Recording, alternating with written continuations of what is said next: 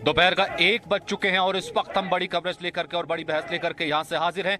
सबसे बड़ी बात ये, हम आपको घटनाक्रम अगर बताएं कि रात को भारत सबसे बड़ी डिजिटल स्ट्राइक करता है चीन के खिलाफ। 59 चीनी ऐप ऐसी हैं जिन्हें बैन कर दिया जाता है, पूर्णतः बैन कर दिया जाता है, जिसमें टिकटॉक भी शामिल है।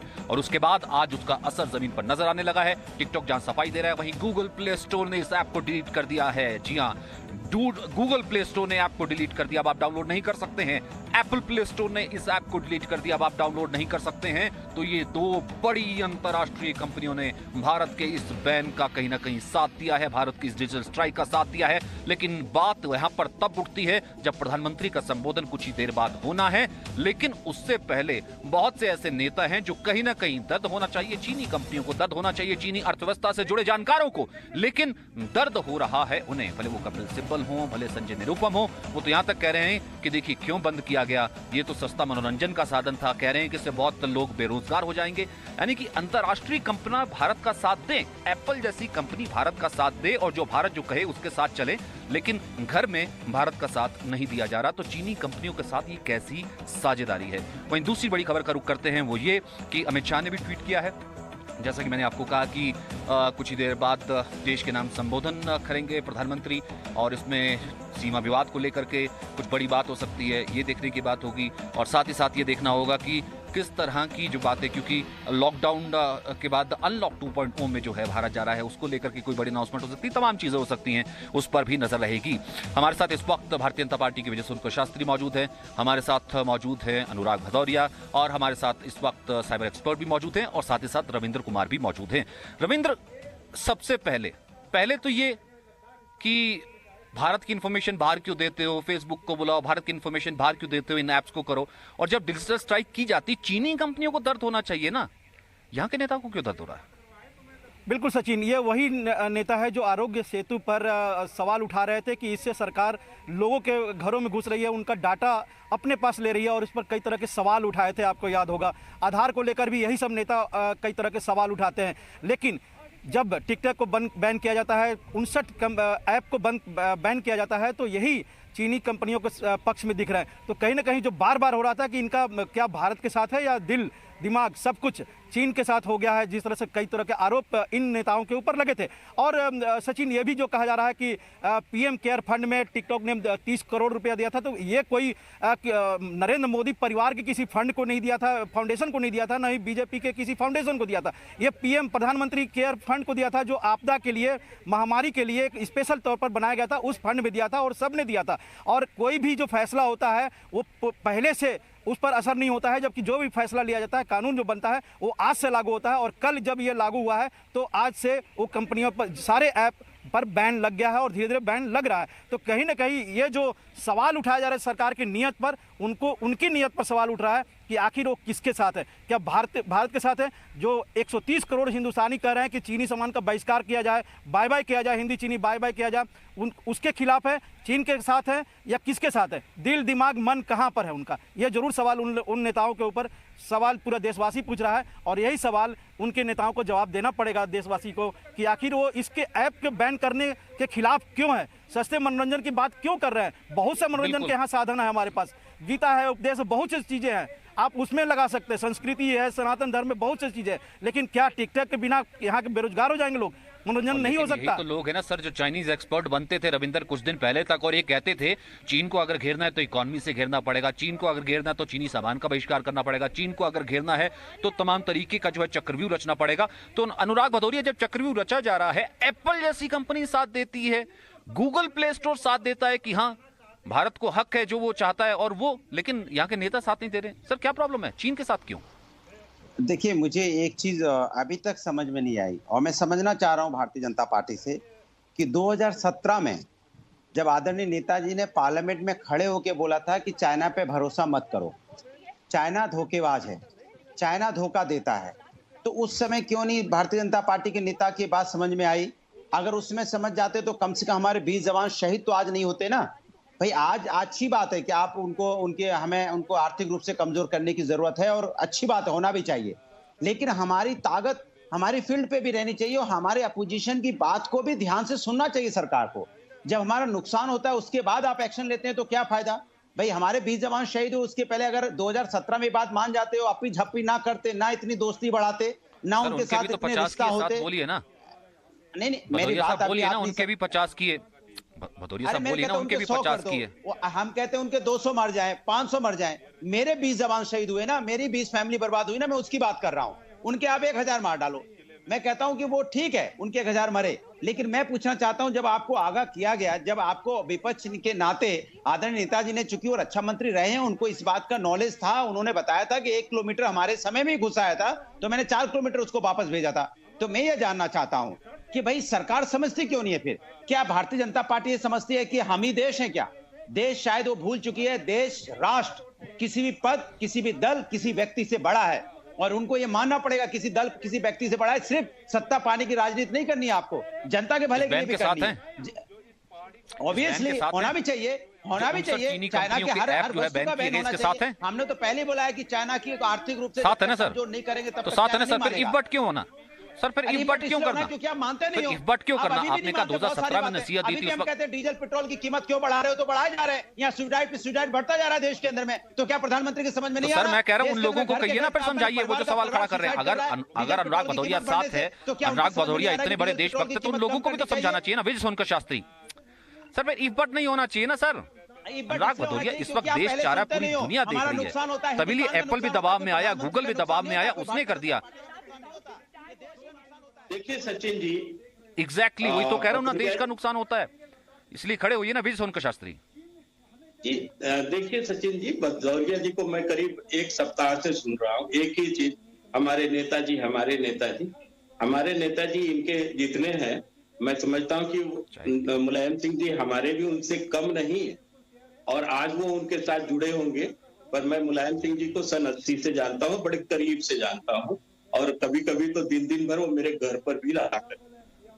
देखिए नेताजी ने जब 2017 में बोला था, तो शायद भदौरिया जी को ये नहीं पता है कि क्या उसका हमारी सरकार ने विरोध किया था उनकी बात का। उनको कह दिया था नहीं हम मुलायम सिंह जी आपकी बात को नहीं मानते हैं।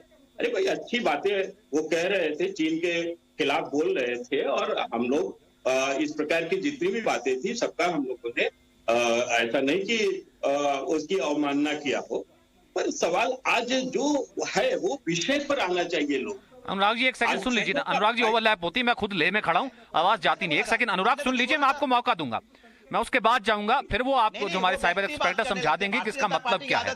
1 second Anurag ji, 1 second Anurag ji, 1 second विजय सोनकर शास्त्री को सुन लीजिए, फिर अनुराग भदौरिया मैं आपके पास आता हूँ। सर इस वक्त देश सुनना चाहता है ना सर, कौन साथ है कौन साथ नहीं है, क्या टीम में है क्या टीम में। एक बात सुन लीजिए ना विजय सोनकर शास्त्री, फिर अनुराग भदौरिया। 1 सेकंड सर, मुझे आवाज हल्की डाउन करनी पड़ेगी भदौरिया साहब। जानना चाहता है कि डीजल पेट्रोल की कीमत 80 रुपए।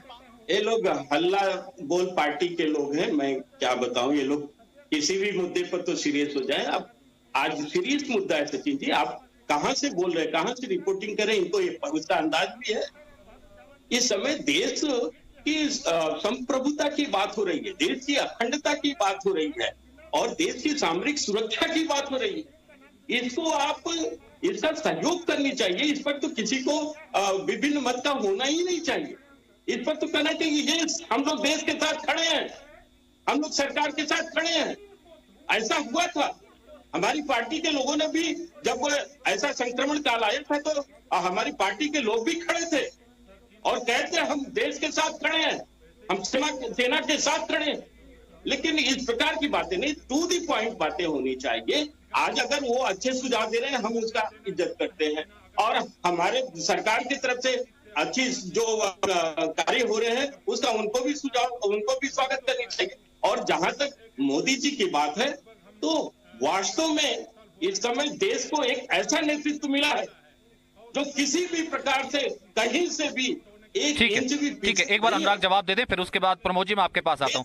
एक बार मेरा अगर ये टॉकबैक ऑडियो जरा आप बंद करेंगे। ठीक है अनुराग, आप जवाब दे दीजिए, अनुराग आप जवाब दे दीजिए, फिर उसके बाद मैं प्रमोद जी आपके पास आता हूँ। क्या डर लगता है क्या? हिंदुस्तान के लोगों का भला नहीं सोचना चाहते क्या? पाकिस्तान का सोचोगे क्या भला, या आप चाइना का भला सोचोगे? 80 रुपए डीजल पेट्रोल हुआ है, किसका नुकसान हो रहा है? जनता, हिंदुस्तान की जनता परेशान हो रही है। कुछ बोल दो उनके लिए भी। अरे राफेल का दाम पता है आपको? राफेल कहां से खरीदा जाएगा? 32 मोदी जी रुपए आप एक्साइज ड्यूटी ले रहे हो, पता है। अभी पूछ लूंगा तो भाग जाओगे डिबेट छोड़ के। आप बताइए कितना एक्साइज ड्यूटी ले रही है इसके केंद्र सरकार? बताइए कितना सेस लग रहा है, कितना वेट लग रहा है, बताइए ना। कितनी कीमत है, क्रूड ऑयल की कीमत कितनी है, कच्चे तेल की कीमत कितनी है, बताइए ना। नहीं बता सर बात चीन भारत की हो रही है, बात ये हो रही है दिन रात एक ही की। देखिए आप कुछ करते नहीं है, जब कुछ किया जाता है तो फिर आप पेट्रोल की तरफ मुड़ गए, फिर आप डीजल की तरफ मुड़ गए। भदौरिया जी ऐसा ना गोल पोस्ट चेंज करना कम से कम बंद कीजिए सर, और उन लोगों को एक्सपोज करना देश हित में बहुत जरूरी है। वो लोग जो है सिर्फ निशाना कुछ और करते हैं। आरोग्य सेतु ऐप पर उनको प्रॉब्लम थी, टिकटॉक उनको मंजूर है। प्रमोद जी बताइए मुझे जरा कि कितना इसका इंपैक्ट है और ये कैसे, क्योंकि अगर ये कहा जाए कि स्ट्राइक जो है वो डिजिटल की गई है, अगर ये कहा जाए इसका इफेक्ट इकोनॉमी पर, चीन की इकोनॉमी पर पड़ेगा। प्रमोद जी बताइए कि कितना वो स्पेस ज्यादा लेती थी, कैसी हमारी इंफॉर्मेशन चाइना जो है चोरी करा था, कि चाइना पे इफेक्ट नहीं पड़ेगा, ये क्या डिजिटल टैक्स क्या होता है, थोड़ा बताइए सर। ये जो लड़ाई है ये भारत और चीन की लड़ाई है, ना कि भाजपा और कांग्रेस की लड़ाई है। न जाने क्यों भारत में ये हर तरह की लड़ाई भाजपा और कांग्रेस की लड़ाई में तब्दील हो जाती है। मेरा पूरी तरह से ये मानना है और मैं फैक्ट्स के साथ ये कह सकता हूं कि जितनी भी एप्स बैन हुई हैं, ये सारी की सारी एप्स इंडिया के सारे यूजर्स का डेटा होल्ड कर रही थी और चाइना को on a regular basis submit कर रही थी। हर ऐप, चाहे वो टिकटॉक हो, चाहे वो कोई मर्जी ऐप हो, जो बैन हुई है, हर एक के ऊपर चाइनीज गवर्नमेंट अपना प्रोपागेंडा इंडिया के अंदर चला रहे थे। हमारा जो यूथ है, जो इन एप्स को जनरली सबसे ज्यादा इस्तेमाल कर रहा था, उसको बिगाड़ रहे थे। इन एप्स में से अगर आप मैक्सिमम एप्स को अगर पढ़ेंगे, देखेंगे कि वो एप्स का काम क्या है, वो पूरी तरह से फालतू एप्स हैं जिनसे कुछ काम का काम नहीं निकल के आता है। बहुत जल्दी इंडिया में एनीवेज इन सब एप्स के अल्टरनेटिव्स निकल के आ जाएंगे, बट एटलीस्ट इंडियन लोग जब इन्हीं एप्स को बनाकर इंडिया के अंदर चलाएंगे तो इंडिया का वो भला तो कम से कम चाहेंगे। चाइना का पूरी तरह से इन एप्स को लेके सिर्फ एक मोटिव था, इंडिया के यूजर्स का मैक्सिमम से मैक्सिमम डेटा इकट्ठा करना, उसे स्टोर करना, उसे यूज करना जब भी वो चाहें। इंटेलिजेंस गैदरिंग के लिए सारी की सारी ऐप चाइना के लिए एक बहुत बहुत स्ट्रॉन्ग टूल बनी हुई थी और मोदी जी ने जो ये किया है, ये बहुत बहुत बहुत अच्छा स्टेप लिया है मेरी तरफ से। और मैं चाहूंगा 30 सेकंड में सर एक चीज और भी बता दीजिए। वो लोग जिसे कह रहे हैं ना कि देखिए पाकिस्तान के खिलाफ तो आपने सर्जिकल किया था, यहाँ पे आपने डिजिटल कर दिया, इसका फर्क नहीं पड़ता। भले वो चाइना अपने पेपर में छाप रहा हो कि हमें कोई फर्क नहीं पड़ता। सर बताइए कितना फर्क पड़ता है 59 चाइनीज कंपनियों की 59 millions and millions of user इस कंट्री में हो, कितना फर्क पड़ता है? आज की दुनिया डिजिटल दुनिया है। कभी भी गोला बम बारूद वाली लड़ाई होगी, उससे पहले डिजिटल लड़ाई होगी। आप समझिए बात को। अब वो जमाने गए, वर्ल्ड वॉर 2 वाले जमाने गए, जब कंप्यूटर और इंटरनेट नाम की चीज और मोबाइल की चीज लोगों के हाथ में नहीं थी। अब लोगों का डेटा, लोगों की आइडेंटिटी, लोगों का चाल चलन, लोगों का व्यवहार, लोगों की बातें और लोगों का जो सेंसिटिव कम्युनिकेशन और डेटा स्टोरेज की जो माध्यम है, उनके ऊपर नजर रखना किसी भी गवर्नमेंट की इंटेलिजेंस ऑर्गेनाइजेशन के लिए बहुत जरूरी है। और चाइनीज इंटेलिजेंस पूरी तरह से इंडिया के इन सारे के सारे यूजर्स के ऊपर पूरी तरह से नजर डाल के बैठी थी। इन एप्स के बंद होने से ना सिर्फ उस इंटेलिजेंस बॉडीज को प्रॉब्लम क्रिएट होगी, बट अब और सर ये तो अभी शुरुआत है ना। वो लोग जो सवाल उठा रहे हैं भले उठाते रहे, ये तो अभी शुरुआत है ना। इससे पहले क्या समझौते देखे, क्या नहीं देखे, ये तो शुरुआत है ना। अनुराग भदौरिया, मेरी भी आपसे रिक्वेस्ट है, आपने शुरुआत की थी 2017 नेताजी की, तो मैं उसी को आगे लेकर के जाता हूं कि आज वक्त है सर कंसेंसस बनाने का। हम यहाँ ले में खड़े हैं, बहुत से लोगों से हमने बात की, वो डिलीट कर रहे हैं उन ऐप्स को, इतना गुस्सा है, तो जरूरी है कि कम से कम मैसेज हम पॉलिटिकल क्लास जो है वो एक दे। 20 सेकंड अनुराग भदौरिया, मैं चाहूंगा आप ये प्रॉमिस करें आज नेशन। देखिए, पहले ही समाजवादी पार्टी ने तो पहले क्लियर कर दिया था कि चाइना हमारा दुश्मन नंबर 1 है। हम तो पहले से उनके खिलाफ हैं, आज कोई नई बात नहीं है। लेकिन हमारी बात पहले ही मान ली जाती तो ज्यादा अच्छा होता ना, हमारा इतना नुकसान ना होता। आज जो हम ऐप उनके डिलीट कर रहे हैं, पहले ही हमने लिए ही ना होते, इनकी हमें जरूरत ही ना पड़ी होती। पहले अपी झप्पी ना की होती, ना झूला झुलाया होता, ना हम 18 बार गए होते, 18 बार मिले होते, ना 5 बार गए होते, तो इसकी आवश्यकता कहाँ थी? अब उसमें मिलने जुलने में भी तो हमारा फाइनेंशियल बहुत नुकसान हुआ होगा ना। अगर समाजवादियों की बात पहले ही मान ली गई होती तो आज इस सब की नौबत आती क्या? नहीं आती ना। पहले मान लेते दुश्मन हमारा नंबर 1 चाइना है। ठीक है सर, आप क्रेडिट ले लीजिए, कोई बात नहीं। ठीक है सर, आप क्रेडिट ले लीजिए, कोई बात नहीं। हो सकता है आपकी बात देर से मानी गई, लेकिन आज के बाद जो होगा उसको कम से कम साथ साझा करेंगे ना सर। नहीं ठीक है सर, इसको जबरदस्ती फिर बहस का मुद्दा बनाना है, क्योंकि सर ये तो एप्पल ने तस्दीक कर दिया, ये तो गूगल ने तस्दीक कर दिया। अगर बहस के लिए बहस ही करनी है, देश के अगेंस्ट ही जाना, तो फिर इसमें मैं कुछ कर नहीं सकता। दिल्ली के लोगों का क्या कहना है इन ऐप्स के ऊपर, इन बैन के ऊपर, एक बार वो सुनते हैं। ये डिसीजन बहुत ही अच्छा डिसीजन है जो कि हमारी गवर्नमेंट ने लिया है। बिकॉज अगर हम चाइनीज ऐप यूज कर रहे हैं तो हम कहीं ना कहीं चाइना को सपोर्ट कर रहे हैं, प्रमोट कर रहे हैं इकोनॉमिकली और फाइनेंशियली। तो हमें चाइनीज ऐप को प्रमोट ना करके अपनी इंडिया को, अपने देश को प्रमोट करना चाहिए।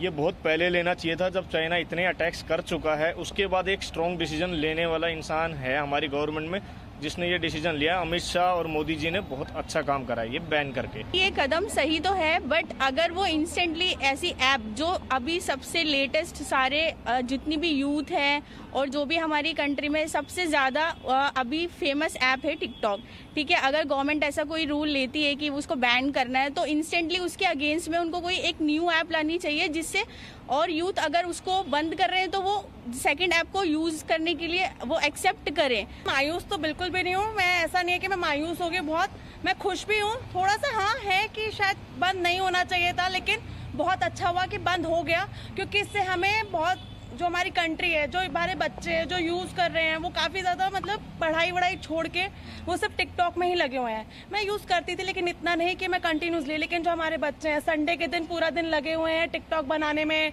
उनको पढ़ाई का कोई होश नहीं है। पेरेंट्स बोलते रहते हैं लेकिन नहीं, टिकटॉक ऊपर नीचे करते रहते हैं, उनको कोई होश ही नहीं होता है। ना ही कोई इसमें ये है कि अलग अलग ऐप यूज करने में लगे हुए हैं, वो सोच रहे हैं कि इससे हमें पैसे आ रहे हो रहे, लेकिन ये नहीं दिख रहा कि उनको कोई फ्यूचर नहीं है टिकटॉक से। तो मैं यही कहूंगी कि टिकटॉक छोड़ के वो बेशक अपनी पढ़ाई पे ध्यान दे, अपने करियर पे ध्यान दे, वो तो ज्यादा बेटर है कि उसको स्टॉप कर देना चाहिए। बिल्कुल बहुत अच्छा डिसीजन है।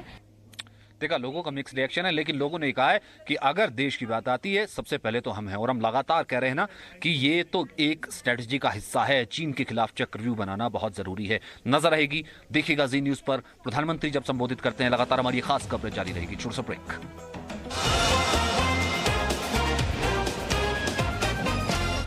Presenting B News app, available on Google Play and App Store. Download it now.